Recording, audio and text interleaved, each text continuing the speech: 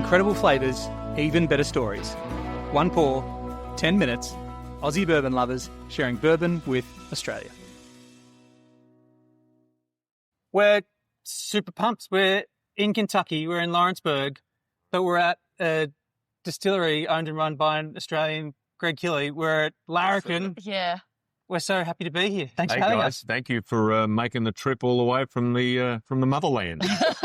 Thanks for having us. Down under. Yeah, no, it's. I'm a bit sad this week because Fremantle got knocked out of the finals against bloody Gold Coast. Yeah. Talk about this by 1 point. We won't talk too much about it. We'll talk about bourbon instead, so that that's better. I can drown my sorrows. Yes, yeah. Exactly. What have you got for us? What are we for? Yeah, so today I thought it would be a little bit something one of our more unique products. This is what we call our Rosewater Bourbon, and people say, "Well, what is Rosewater?" Well, effectively, this is our standard 75-21-4 mash bill bourbon that, rather than proof it down with, normally here we'll proof down with the spring water from behind the facility, which for those of you who don't know, obviously back home, we're about 500 yards from Wild Turkey, one of the most famous distilleries in the world, and they're just down the street, and they've been using this water for 60 years, so now we just tap into it and get a little bit. Yeah. So, but it came to me, when I was serving. I served in the U.S. Navy and the Royal Australian Navy in the Middle East for some time, and one of the things we did over there was when you go into the villages and things, when you were sort of just walking around, they would always offer you water, or being very hospitable, or rose tea often. Yeah. And so we would always drink the rose tea because that meant the water had been boiled. Yeah. So, and I got to kind of like it. And, rose water is used in, cooking all through the Middle East and, Turkish delights and all that sort of stuff. So we just had this brainwave one day, and because we're Larrikins, we sort of work like Larrikins. We come up with stuff and just go, well, let's see what happens. Yeah. So we decided we would try proofing bourbon down with rosewater. And it was delicious straight out of the gate. Wow. It took a bit of time to get the rosewater to the right, something that worked properly. But it just worked, and we were shocked. Everyone's been sort of surprised. But the biggest surprise was we managed to get the Larrikin Rosewater Bourbon approved by the government, by the TTB, which is the former ATF. Yep. Quite a process. Yeah, oh my God. It took us about just over a year to get it approved. Wow. So Rosewater Bourbon is considered Kentucky straight bourbon whiskey. It's not finished, nor is it flavoured. Right. Because you've used the rosewater. Because we use all natural roses, our local water, blah, blah, blah, blah. They eventually got sick of me asking and said yes. Cool. Bourbon. So it's a bourbon. It's a Kentucky straight bourbon whiskey, and we're the first people ever to do this. Takes a larrikin to do. Takes a larrikin, right? Yeah. Nice. So you guys haven't tried this one yet? No, we're very excited. We've heard about it. So, and we were over here last year when you launched Larrikin, or rebranded to Larrikin. Yes, sir. And it went nuts. KVF, everyone went nuts. Hey, cheers, by the way. Thanks for having us. Cheers. Yeah,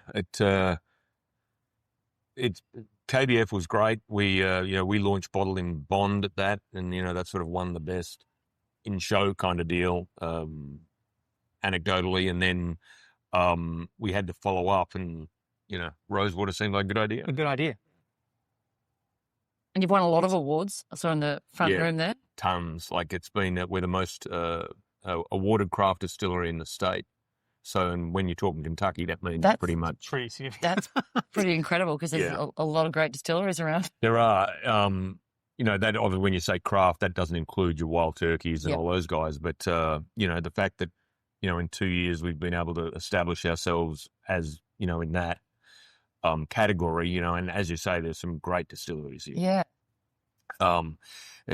Katie, who you met, obviously my wife, she was like opening a distillery in Kentucky a bourbon distillery in Kentucky is like trying to open a Michelin 5-star restaurant in New York City. Yeah. If it doesn't work, you're going to know about it pretty quick. Yeah. So I suppose that's true. Yeah. So we've been pretty fortunate, and it's a lot of hard work, but we try different things. Yeah, this nose is lovely. There is a bit of a floral note on the nose. Yeah.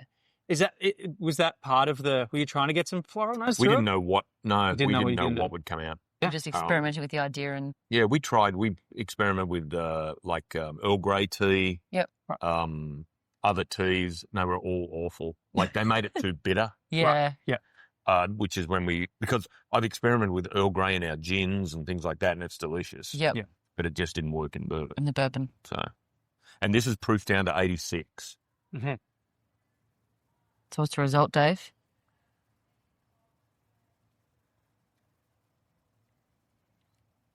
That it's fun.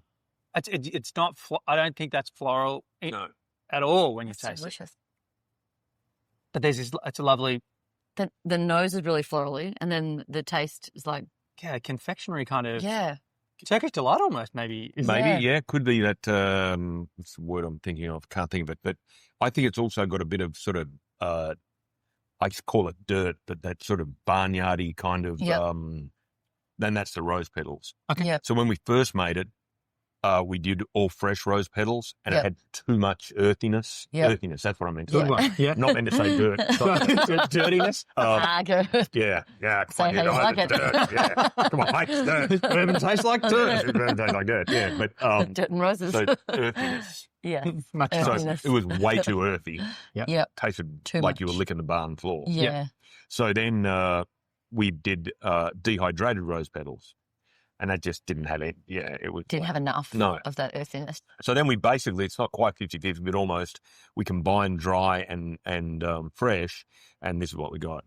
It's amazing. Amazing. And so you make the kind of rosewater mix, I suppose, and then literally just use that. Yeah, it's like we're making tea. Yep. Right. So we just get a big muslin bag, like a Big tea bag. big tea bag. Yep. Fill it with rose petals. We started in 10-gallon pots, but no one could lift the bloody thing. So we've switched down to 5-gallon Something pots. smaller? Yeah, Yep. 5-gallon pots. You put it in, you bring it not to the boil, about 180 degrees, because if you boil it, it mushes it up too much. Yep. And this has all been trial and error. And then you let it simmer for about 2 hours. Then you take it off the heat and let it sit overnight. And that generally gets us where we want to be. Great. So, And is anyone else proofing down with anything other than water? no one's allowed to. Except for you guys. Because we bugged them so much, they eventually were just like, okay. Persistence pays off. It did in this case. I'm waiting for one of the big guys to either complain or copy it. And if they copy it, good on them. I'm You down can with say you that. were the first. Yep, exactly. It probably Means helps it's a good idea. that you start with a really good bourbon to start with. Like this is so good. So I'm really pleased you said that, because oftentimes, and a lot of this is financially driven, obviously. Some places will use what I would consider, say, a substandard whiskey or bourbon, and to hide or mask the downsides or the imperfections. Yep. They'll finish it, put maple syrup in it, do whatever. Here at Larrikin, we don't do that. I don't spend 6 years making this bloody bourbon to make it taste like a rose petal. Yep. I want it to taste like whiskey with a hint, just to give it something different. It's like our maple syrup finished bourbon. It's not finished with maple syrup. It's finished in a barrel that had maple syrup in it. So it has a hint of maple on the back, but it doesn't taste like maple syrup. So and that's exactly what we try to do with this. When I first made this, I was like, this is all right, but it's really grown on me now. And we've tweaked it a lot. You've got it to exactly where we want it now. This is fantastic, like in a big tumbler, big rocks glass with a big ice cube. Yeah. And you just like go blah, blah, blah, blah, blah, blah, and go and sit on the porch in summer. Oh, yeah. We got summer's coming By up, the so pool. yeah. That's so good. Well, can we quickly talk about sitting on the porch in summer? So we love coming to Kentucky, but you must have loved it so much that you moved in.